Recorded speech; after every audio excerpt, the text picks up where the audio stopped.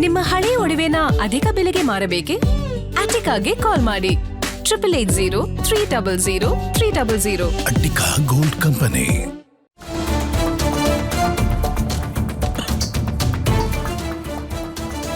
HDK ಆಹ್ವಾನಕ್ಕೆ ಸೊಪ್ಪಾಕದ CM DK Shivakumar. ವಿಧಾನಸೌಧಕ್ಕೆ ಬನ್ನಿ ಅಂತ ಕರೆದಿದ್ದ ಸಿಎಂ ಡಿಕೆ ಶಿವಕುಮಾರ್, ಆದರೆ ಅದಕ್ಕೆ ಒಪ್ಪದೆ ಬೈರಮಂಗಲಕ್ಕೆ ಕರೆದಿದ್ದಾರೆ ಎಚ್.ಡಿ. ಕುಮಾರಸ್ವಾಮಿ ಅವರು ಮುಖ್ಯಮಂತ್ರಿಗಳನ್ನ. ಆದರೆ ಎಚ್ಡಿಕೆ ಆಹ್ವಾನ ಒಪ್ಪಿಲ್ಲ ಸಿಎಂ ಡಿಕೆ ಶಿವಕುಮಾರ್ ಅವರು. ಇವತ್ತು ಕೆಂಪೇಗೌಡ ಜಯಂತಿಯಲ್ಲಿ ಸಿಎಂ ಬ್ಯುಸಿ ಇದ್ದಾರೆ.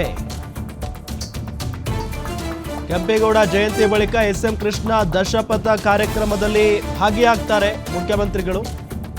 ಬಿಡದಿ ಬಗ್ಗೆ ಮಾಧ್ಯಮಗಳ ಪ್ರಶ್ನೆಗೂ ಪ್ರತಿಕ್ರಿಯೆ ನೀಡಿಲ್ಲ ಸಿಎಂ ಡಿಕೆ ಶಿವಕುಮಾರ್ ಅವರು.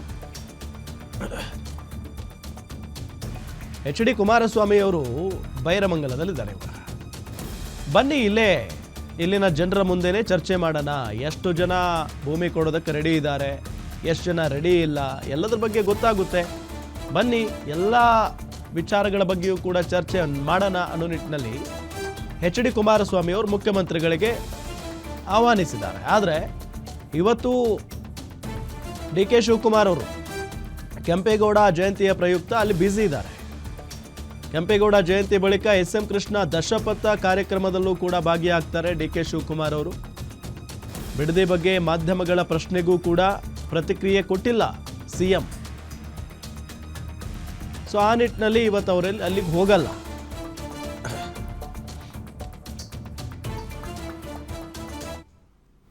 ಇದೇ ವಿಚಾರಕ್ಕೆ ಸಂಬಂಧಪಟ್ಟಂತೆ ಡೀಟೇಲ್ಸ್ ಕೊಡ್ತಾರೆ ನಮ್ಮ political bureau head Maruti Pavagada. News ಡೆಸ್ಕಿಂದ ನೇರ ಸಂಪರ್ಕದಲ್ಲಿ ಜಾಯ್ನ್ ಆಗಿದ್ದಾರೆ. ಮಾರುತಿ ಪಾವಗಡ, ಒಂದು ಕಡೆ ಬೈರಮಂಗಲದಲ್ಲಿ ಕೂತ್ಕೊಂಡು ಬನ್ನಿ ಇಲ್ಲಿಗೆ ಚರ್ಚೆ ಮಾಡೋಣ ಅಂತ ಕುಮಾರಸ್ವಾಮಿ ಅವರು ಕರೆದಿದ್ದಾರೆ. ಇನ್ನೊಂದು ಕಡೆ ಸಿಎಂ ಡಿ ಕೆ ಶಿವಕುಮಾರ್ ಅವರು ಇಲ್ಲೇ ಬರಲಿ ವಿಧಾನಸೌಧಕ್ಕೆ, ಇಲ್ಲೇ ಚರ್ಚೆ ಮಾಡೋಣ ಅಂತ ಅವರು ಕರೆದಿದ್ರು.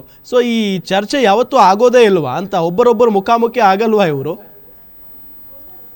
ರಾಮ್, ಬಿಡದಿ ಭೂಸ್ವಾಧೀನ ವಿಚಾರವನ್ನು, ಬಿಡದಿ ಟೌನ್ಶಿಪ್ ವಿಚಾರವನ್ನು ಇಬ್ಬರು ನಾಯಕರು ಕೂಡ ಭಾಳಷ್ಟು ಪ್ರತಿಷ್ಠೆ ಆಗಿ ತೆಗೆದುಕೊಂಡಿದ್ದಾರೆ. ಒಂದು ಕಡೆ ಈ ಬಿಡದಿ ಟೌನ್ಶಿಪ್ ನಾನು ಮಾಡಿದ್ದಲ್ಲ, ಕುಮಾರಸ್ವಾಮಿ ಅವರ ಕಾಲದಲ್ಲೇ ಶುರುವಾಗಿದ್ದು, ಅದಾದ ಬಳಿಕ ಬಂದಂತಹ BJP ಸರ್ಕಾರವೂ ಕೂಡ ಮುಂದುವರಿಸಿದೆ.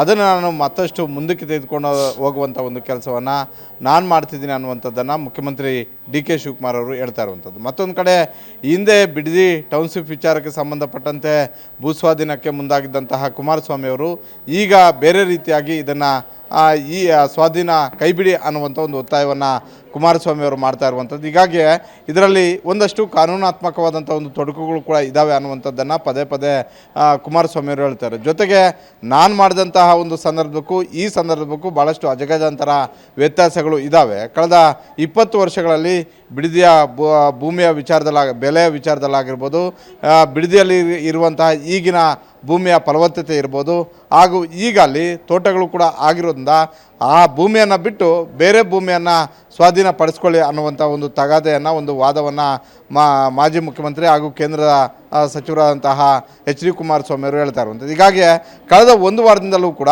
ಎಚ್.ಡಿ. ಕುಮಾರಸ್ವಾಮಿ ಮತ್ತು ಮಾಜಿ ಮುಖ್ಯಮಂತ್ರಿ ಡಿ ಕೆ ಶಿವಕುಮಾರ್ ಅವರ ನಡುವೆ ಒಂದಷ್ಟು ಸವಾಲು ಮತ್ತು ಪ್ರತಿ ಸವಾಲು ಆಗಿದ್ದು ನಿಜ.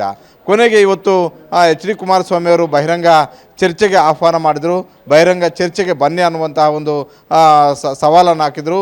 ಹೀಗಾಗಿ ಬೈರಮಂಗಲಕ್ಕೆ ತೆರಳಿ ಡಿ ಕೆ ಶಿವಕುಮಾರ್ ಅವರ ಬರೆಯುವುದಕ್ಕಾಗಿ ಕಾಯ್ತಾ ಇದ್ದಾರೆ. ಆದರೆ ಕುಮಾರಸ್ವಾಮಿ ಅವ್ರಿಗೂ ಕೂಡ ದಾರಿ ಮಧ್ಯದಲ್ಲಿ ಹೋಗುವಂಥ ಒಂದು ಸಂದರ್ಭದಲ್ಲಿ ಹಲವು ರೈತರು ಇದೇ ವಿಚಾರಕ್ಕೆ ಸಂಬಂಧಪಟ್ಟಂತೆ ಆಕ್ಷೇಪ ಮತ್ತು ಅಸಮಾಧಾನವನ್ನು ವ್ಯಕ್ತಪಡಿಸ್ತಾರೆ. ಜೊತೆಗೆ ಕೆಂಪು ಬಾವುಟವನ್ನು ಕೂಡ ತೋರಿಸಿ ಪ್ರತಿಭಟನೆಗೆ ಬರಬೇಡಿ ಅನ್ನುವಂಥ ಒಂದು ಸಂದೇಶವನ್ನು ರವಾನೆ ಮಾಡಿದ್ದಾರೆ. ಇಬ್ಬರು ಮಾಡ್ತಿರುವಂಥದ್ದು ಕೂಡ ಇಲ್ಲಿ ರೈತರ ಪ್ರಗತಿಗಿಂತಲೂ, ರೈತರ ವಿಚಾರಕ್ಕಿಂತಲೂ ಕೂಡ ಇಬ್ಬರು ತಮ್ಮ ರಾಮನಗರ ಜಿಲ್ಲೆಯ ರಾಜಕೀಯ ವಿಚಾರಗಳನ್ನು ಇಟ್ಕೊಂಡೇ ಇಬ್ಬರು ಕೂಡ ಮಾಡ್ತಾ ಇರುವಂಥದ್ದು. ಈಗ ಇದರಲ್ಲಿ ಹೆಚ್ಚು ಈಗ ರೈತರ ವಿಚಾರಕ್ಕಿಂತ ಕೂಡ ರಾಜಕೀಯ ಹೆಚ್ಚಾಗಿ ಕಾಣಿಸ್ತಾ ಇದೆ. ಒಂದು ಕಡೆ ಕುಮಾರಸ್ವಾಮಿಯವರ ಅಳಿವು ಉಳಿವು, ಕುಮಾರಸ್ವಾಮಿ ಅವರ ರಾಜಕೀಯ ಹಿತಾಸಕ್ತಿ, ಮತ್ತೊಂದು ಕಡೆ ಡಿ ಕೆ ಶಿವಕುಮಾರ್ ಅವರ ಅಳಿವುಗಳು, ಡಿ ಕೆ ಶಿವಕುಮಾರ್ ಅವರ ಒಂದು ರಾಜಕೀಯ ಹಿತಾಸಕ್ತಿಯಿಂದಲೇ ಇಬ್ಬರು ಕೂಡ ಹೆಚ್ಚು ಜಗಳ ಆಡ್ತಾ ಇರುವಂಥದ್ದು. ಹೀಗಾಗಿ ಬೆಳಗ್ಗೆಯಿಂದ ಸಂಜೆವರೆಗೂ ಕೂಡ ನಾನು ಬಿಡದಲ್ಲೇ ಇದ್ದೀನಿ ಅನ್ನುವಂಥ ಒಂದು ಸಂದೇಶವನ್ನು ಎಚ್ ಡಿ ಕುಮಾರಸ್ವಾಮಿ ಅವರು ರವಾನೆ ಮಾಡ್ತಾಯಿದ್ದಾರೆ. ಮತ್ತೊಂದು ಕಡೆ ಇವತ್ತು ಕೆಂಪೇಗೌಡರ ಜನ್ಮದಿನ ಆಗಿರೋದ್ರಿಂದ ಬೆಳಗ್ಗೆಯಿಂದಲೂ ಕೂಡ ಈ ಕಾರ್ಯಕ್ರಮದಲ್ಲಿ ಮುಖ್ಯಮಂತ್ರಿ ಡಿ ಕೆ ಶಿವಕುಮಾರ್ ಅವರು ಬ್ಯುಸಿ ಆಗಿದ್ದಾರೆ. ಬೆಳಗ್ಗೆ 9 ಗಂಟೆಗೆ ಏರ್ಪೋರ್ಟ್ಗೆ ಹೋದರು, ಏರ್ಪೋರ್ಟಲ್ಲಿ ಮಾಲಾರ್ಪಣೆ ಮಾಡಿದ್ರು. ತದಬಳಿಕ ಕೆಂಪೇಗೌಡರ ನಾಡಾಗಿರುವಂತಹ ಯಲಹಂಕಕ್ಕೆ ಬಂದರು. ಅಲ್ಲಿ ಬೃಹತ್ ಸಮಾವೇಶ ಉದ್ದೇಶಿಸಿ ಭಾಷಣವನ್ನು ಮಾಡಿ ತದಬಳಿಕ ವಿಧಾನಸೌಧದ ಕೆಂಪೇಗೌಡರ ಪ್ರತಿಮೆಗೆ ಮಾಲಾರ್ಪಣೆ ಮಾಡಿ ಈಗಷ್ಟೇ ಬೇರೆ ಕಾರ್ಯಕ್ರಮದಲ್ಲಿ ಬ್ಯುಸಿ ಆಗಿದ್ದಾರೆ. ಹೀಗಾಗಿ ಇವತ್ತು ಇಡೀ ದಿನ ಕಾರ್ಯಕ್ರಮಗಳಲ್ಲಿ ಮುಖ್ಯಮಂತ್ರಿ ಡಿ ಕೆ ಶಿವಕುಮಾರ್ ಅವರು ಬ್ಯುಸಿ ಆಗಿರೋದ್ರಿಂದ ಇವತ್ತಂತೂ ಎಚ್ ಡಿ ಕುಮಾರಸ್ವಾಮಿ ಅವರನ್ನು ಭೇಟಿ ಮಾಡಿ ಸವಾಲು ಮತ್ತು ಪ್ರತಿ ಸವಾಲಿನ ವೇದಿಕೆಯಲ್ಲಿ ಭಾಗವಹಿಸ್ತಾರೆ ಅನ್ನುವಂಥ ಒಂದು ಮಾಹಿತಿ ಅಂತೂ ಸಿಗ್ತಾ ಇಲ್ಲ. ಇವತ್ತು ಯಾವುದೇ ಕಾರಣಕ್ಕೂ ಹೋಗೋದಕ್ಕೂ ಆಗೋದಿಲ್ಲ ಅನ್ನುವಂಥದ್ದನ್ನು ಅವರ ಆಪ್ತ ಶಾಸಕರು ಹಾಗೂ ಮಾಗಡಿ ವಿಧಾನಸಭಾ ಕ್ಷೇತ್ರದ ಶಾಸಕರಾಗಿರುವಂಥ ಬಿಡದಿಗೆ ಶಾಸಕರಾಗಿರುವಂತಹ ಬಾಲಕೃಷ್ಣ ಅವರು ಅಧಿಕೃತವಾಗಿ ಹೇಳಿದ್ದಾರೆ. ಯಾಕೆಂತ ಹೇಳಿದ್ರೆ ಕಾನೂನು ಸುವ್ಯವಸ್ಥೆಯನ್ನು ಕಾಪಾಡುವಂಥ ಒಂದು ಜವಾಬ್ದಾರಿ ಡಿ ಕೆ ಶಿವಕುಮಾರ್ ಅವರ ಮೇಲೆ ಇದೆ, ರಾಜ್ಯ ಸರ್ಕಾರದ ಮೇಲೆ ಇದೆ. ಹಾಗಂತ ಕುಮಾರಸ್ವಾಮಿ ಅವರ ಮೇಲಿಲ್ವಾ ಅಂತ ಹೇಳೋಕ್ಕಾಗೋದಿಲ್ಲ. ಕುಮಾರಸ್ವಾಮಿ ಅವರು ಕೂಡ ಕೇಂದ್ರದಲ್ಲಿ ಪ್ರಭಾವಿ ಸಚಿವರಾಗಿದ್ದಾರೆ. ಇದು ಕೇವಲ ಸವಾಲು ಪ್ರತಿ ಸವಾಲಿಂದ ಈ ಸಮಸ್ಯೆ ಬಗೆಹರೋದಿಲ್ಲ. ರೈತರಿಗೆ ಪರಿಹಾರ ಸಿಗೋದು, ರೈತರ ಸಮಸ್ಯೆ ಬಗೆಹರೋದು, ಭೂಸ್ವಾಧೀನ ಕೈ ಬಿಡೋದು ಆಗೋದಿಲ್ಲ. ಆದರೆ ಡಿ ಕೆ ಶಿವಕುಮಾರ್ ಮತ್ತು ಕುಮಾರಸ್ವಾಮಿ ಇಬ್ಬರೂ ಕೂಡ ಈ ಸವಾಲು ಮತ್ತು ಪ್ರತಿ ಸವಾಲನ್ನು ಬದಿಗೊತ್ತಿ ಎಲ್ಲಾದರೂ ಒಂದು ಕಡೆ ಕೂತ್ಕೊಂಡು ವಿಧಾನಸೌಧದಲ್ಲೇ ಅದಾಗಬೇಕು, ವಿಧಾನಸೌಧದಲ್ಲೇ ಕೂತ್ಕೊಂಡು ಚರ್ಚೆ ಸಮಸ್ಯೆಯನ್ನು ಬಗೆಹರಿಸಬೇಕು ಬಿಟ್ಟರೆ, ಯಾಕಂತ ಹೇಳಿದ್ರೆ ಒಬ್ಬರು ಭೂಸ್ವಾಧೀನ ಮಾಡ್ತೀವಿ ಅನ್ನುವಂಥ ಒಂದು ನಿರ್ಧಾರದಲ್ಲಿ ಇದ್ದಾರೆ. ಮತ್ತೊಂದು ಕಡೆ ಕುಮಾರಸ್ವಾಮಿ ಅವರು ರೈತರ ರಕ್ಷಣೆಗೆ ನಾನಿದ್ದೀನಿ ಅನ್ನೋಂಥದ್ದನ್ನು ಹೇಳ್ತಾರೆ. ಈ ಪ್ರತಿಷ್ಠೆಗಳನ್ನು ಬದಿಗಿಟ್ಟು ಇಬ್ಬರು ಕೂತು ಚರ್ಚೆ ಮಾಡಿದ್ದಾದರೆ ರೈತರ ಪರವಾಗಿ ಒಂದು ನಿರ್ಧಾರ ಆಗ್ಬೋದು ಬಿಟ್ಟರೆ, ಇಲ್ಲ ಅಂತೇಳಿದ್ರೆ ಇವರ ಕೇವಲ ಒಂದು ರಾಜಕೀಯ ಲೆಕ್ಕಾಚಾರಗಳಿಗೋಸ್ಕರ ಈ ಸವಾಲು ಮತ್ತು ಪ್ರತಿ ಸವಾಲು ಇರುತ್ತೆ ಬಿಟ್ಟರೆ ಬೇರೆ ಏನೂ ಆಗೋದಿಲ್ಲ. ರಾಮ್, ನಿಮಗೇನು ಅನಿಸುತ್ತೆ? ಯಾಕೆ ಅಂತ ಅಂದರೆ ಈ ಬಿಡದಿ ಟೌನ್ಶಿಪ್ ವಿಚಾರವನ್ನು ಬಹಳ ಪ್ರತಿಷ್ಠೆಯಾಗಿ, ವೈಯಕ್ತಿಕ ಪ್ರತಿಷ್ಠೆಯಾಗಿ ತೆಗೆದುಕೊಂಡಂತೆ ಕಾಣಿಸ್ತಾ ಇದೆ ಡಿ ಕೆ ಶಿವಕುಮಾರ್ ಅವರು. ಶತಾಯಗತಾಯ ಇದನ್ನು ಏನು ಅಂದ್ಕೊಂಡಿದ್ದಾರೋ ಅದನ್ನು ಮಾಡದೆ ಬಿಡುವ ಲೆಕ್ಕಾಚಾರದಲ್ಲಿ, ಅಂದರೆ ಬಿಡೋದೇ ಇಲ್ಲ ಅನ್ನೋ ಥರ ಇದ್ದಾರೆ ಅವರು. ಸೊ ಆ ನಿಟ್ಟಿನಲ್ಲಿ ಏನೇ ಚರ್ಚೆ ಆದರೂ ಕುಮಾರಸ್ವಾಮಿ ಅವರೇ ಬಂದರು, ಏನೇ ದಾಖಲಾತಿಗಳನ್ನು ಇಟ್ಕೊಂಡು ಚರ್ಚೆ ಮಾಡಿದ್ರು ಕೂಡ ಇದನ್ನು ಇಲ್ಲಿಗೆ ಬಿಡುವ ಲಕ್ಷಣಗಳು ಕಾಣಿಸ್ತಾ ಇಲ್ಲ. ಸೊ ಆ ನಿಟ್ಟಿನಲ್ಲಿ ನಿಮಗೇನು ಅನಿಸುತ್ತೆ? ಇದನ್ನು ಕೈ ಬಿಡ್ತಾರ ಚರ್ಚೆ ಆದರೆ? ಇಲ್ಲ, ಡಿ ಕೆ ಶಿವಕುಮಾರ್ ಅವ್ರಿಗೆ ಈ ಕ್ಷಣದಲ್ಲೂ ಕೂಡ ಇರುವಂಥದ್ದು ಯಾವುದೇ ಕಾರಣಕ್ಕೂ ಈ ಬಿಡದಿ ಟೌನ್ಶಿಪ್ ವಿಚಾರವನ್ನು ಕೈ ಬಿಡಬಾರ್ದು ಅಂತ. ಯಾಕಂತ ಹೇಳಿದ್ರೆ ಅವರು ನಿನ್ನೆನೂ ಮಾತಾಡಿದರು, ಮೊನ್ನೆನೂ ಮಾತಾಡಿದರು. ಬಿಡದಿ ವಿಚಾರವನ್ನು ನಾನು ತಗೊಂಡು ಬಂದಿರುವಂತಹ ಒಂದು ಯೋಜನೆ ಅಲ್ಲ, ಇದು ಹಿಂದಿನ ಸರ್ಕಾರಗಳು ಮಾಡಿರುವಂಥ ಒಂದು ಯೋಜನೆಗಳು. ಜಗದೀಶ್ ಶೆಟ್ಟರ್ ಅವರ ಕಾಲದಲ್ಲಿ 500 ಎಕರೆಯನ್ನು ಇದೇ ಪಕ್ಕದ ಸ್ಥಳದಲ್ಲಿ ಸ್ವಾಧೀನವನ್ನು ಮಾಡ್ಕೊಂಡಿದ್ರು. ಅವತ್ತಿಲ್ಲದೆ ಇರುವಂಥ ಒಂದು ಆಕ್ಷೇಪ ಮತ್ತು ಅಸಮಾಧಾನ ಇವತ್ತು ಯಾಕೆ ಅನ್ನುವಂಥ ಒಂದು ಪ್ರಶ್ನೆಗಳನ್ನು ಕೇಳ್ತಾ ಇರುವಂಥದ್ದು. ಜೊತೆಗೆ ಕುಮಾರಸ್ವಾಮಿ ಅವರ ವಿರುದ್ಧ ನೇರವಾಗಿ ಆರೋಪ ಮಾಡ್ತಿರೋದೇನಂತ ಹೇಳಿದ್ರೆ ನಮ್ಮ ಜಮೀನು ಕೂಡ ಇದಕ್ಕೆ ಬರ್ಬೋದು ಅನ್ನುವಂಥ ಒಂದು ಆತಂಕದಲ್ಲಿ ಕುಮಾರಸ್ವಾಮಿ ಅವರು ತಗಾದೆ ಎತ್ತಿದ್ದಾರೆ, ಆಕ್ಷೇಪನ ಎತ್ತಿದ್ದಾರೆ ಬಿಟ್ಟರೆ ಅವ್ರಿಗೆ ಜನಪರ ಕಾಳಜಿ ಇಲ್ಲ ಅನ್ನುವಂಥದ್ದನ್ನು ಹೇಳ್ತಿದ್ದಾರೆ. ಆದರೆ ಜನಪರ ಕಾಳಜಿ ಇದೆಯೋ ಇಲ್ವೋ ಗೊತ್ತಿಲ್ಲ. ಆದರೆ ಒಂದು ಭೂಸ್ವಾಧೀನ ಮಾಡುವಂಥ ಒಂದು ಸಂದರ್ಭದಲ್ಲಿ ಅಲ್ಲಿನ ರೈತರನ್ನು ಒಕ್ಕಲೆಬ್ಬಿಸೋದನ್ನು ಬಿಟ್ಟು ಅವರ ಅನುಮತಿಯನ್ನು ಪಡೆದೇ ಭೂಮಿಯನ್ನು ಸ್ವಾಧೀನಪಡಿಸಬೇಕು. ಭೂಸ್ವಾಧೀನ ಕಾನೂನುಗಳು ಕೂಡ ಅದೇ ರೀತಿಯಲ್ಲಿದ್ದಾವೆ. 80% ರೈತರು ಒಪ್ಪಿಗೆಯನ್ನು ಕೊಡಬೇಕು.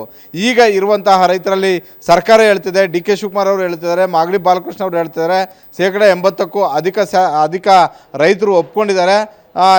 ಬೆರಳೆಣಿಕೆ ಅಷ್ಟು ರೈತರು ಮಾತ್ರ ತಗಾದೆ ತೆಗೆದಿದ್ದಾರೆ ಅಂತ. ಹಾಗಾದರೆ ಅದನ್ನು ಅಂಕಿಅಂಶಗಳ ಸಮೇತ ಸರ್ಕಾರ ಬಹಿರಂಗಪಡಿಸಿದ್ದೆ ಆದರೆ ಕುಮಾರಸ್ವಾಮಿ ಅವರ ಹೋರಾಟಕ್ಕೂ ಕೂಡ ಹೆಚ್ಚು ಕಿಮ್ಮತ್ತು ಸಿಗೋದಿಲ್ಲ. ಹೀಗಾಗಿ ಸರ್ಕಾರ ಯಾಕೆ ಮೀನಾಮೇಷ ಎಣಿಸ್ತಾ ಇದೆ, ಯಾಕೆ ಆಕ್ಷೇಪವನ್ನು ವ್ಯಕ್ತಪಡಿಸ್ತಾ ಇದೆ, ಇದನ್ನು ಅಂಕಿಅಂಶಗಳನ್ನು ಯಾಕೆ ಬಿಡುಗಡೆ ಮಾಡ್ತಿಲ್ಲ ಅನ್ನುವಂಥ ಒಂದು ಪ್ರಶ್ನೆಗಳು ಕೂಡ ಇದ್ದಾವೆ. ಹೀಗಾಗಿ ಕೇವಲ ಈ ಆರೋಪ ಮತ್ತು ಪ್ರತ್ಯಾರೋಪ, ಟೀಕೆ ಮತ್ತು ಪ್ರತಿಟೀಕೆ, ಸವಾಲು ಮತ್ತು ಪ್ರತಿ ಸವಾಲಿಂದ ರೈತರ ಸಮಸ್ಯೆ ಅಂತೂ ಬಗೆಹರಿಯೋದಿಲ್ಲ. ರೈತರ ಸಮಸ್ಯೆ ಬಗೆಹರಿಬೇಕು ಅಂತ ಹೇಳಿದ್ರೆ ರೈತರನ್ನು ಕರಿಬೇಕು, ಕೂರಿಸ್ಕೋಬೇಕು, ಮಾತನಾಡಬೇಕು, ಮಾತುಕತೆ ಆಡಿ 80%ಕ್ಕೂ ಅಧಿಕ ರೈತರು ಒಪ್ಕೊಂಡಿದ್ದಾದರೆ ಸ್ವಾಧೀನವನ್ನು ಮಾಡ್ಕೊಳ್ಬೋದು. ಇಲ್ಲ ರೈತರು ಹೆಚ್ಚು ಜನ ಒಪ್ಕೊಳ್ಳದೇ ಇದ್ದರೆ ಸ್ವಾಧೀನವನ್ನು ಕೈ ಬಿಡಬೇಕಾಗುತ್ತೆ. ಹೀಗಾಗಿ ಸರ್ಕಾರವೂ ಕೂಡ ಅಷ್ಟು ಸೇಫ್ ಆಗಿದೆ, ಇದನ್ನು ಸಮಸ್ಯೆ ಇಲ್ಲದೆ ಇದನ್ನು ಬಗೆಹರಿಸೋದಕ್ಕೂ ಕೂಡ ಆಗೋದಿಲ್ಲ. ಹೀಗಾಗಿ ಒಂದು ಕಡೆ ಕೇಂದ್ರ ಸಚಿವರ ಒಂದು ಪಟ್ಟು, ಮತ್ತೊಂದು ಕಡೆ ಕೆಲ ರೈತರ ಪಟ್ಟು, ಹೀಗಾಗಿ ಇಕ್ಕಟ್ಟಿಗೆ ಸಿಲುಕಿರುವಂಥದ್ದು ಈಗ ರಾಜ್ಯ ಸರ್ಕಾರದ ನಾಯಕತ್ವವನ್ನು ವಹಿಸಿಕೊಂಡಿರುವಂಥದ್ದು ಡಿ ಕೆ ಶಿವಕುಮಾರ್ ಅವರು ಕೂಡ ರಾಮನಗರ ಜಿಲ್ಲೆಯವರೇ. ಹೀಗಾಗಿ ಭಾಳಷ್ಟು ಸಮಸ್ಯೆಯಲ್ಲಿ ಸರ್ಕಾರವೂ ಕೂಡ ಇದೆ, ಡಿ ಕೆ ಶಿವಕುಮಾರ್ ಅವರು ಕೂಡ ಇದೆ. ರೈತರನ್ನು ಕರೆಸಿ ಕೂರಿಸಿ ಮಾತುಕತೆ ಆಡಿದರೆ ಮಾತ್ರ ಈ ಸಮಸ್ಯೆ ಬಗೆಹರುತ್ತೆ. ರಾಮ್, ಓಕೆ, ಥ್ಯಾಂಕ್ ಯು ತಮ್ಮೆಲ್ಲ ಮಾಹಿತಿಗಾಗಿ.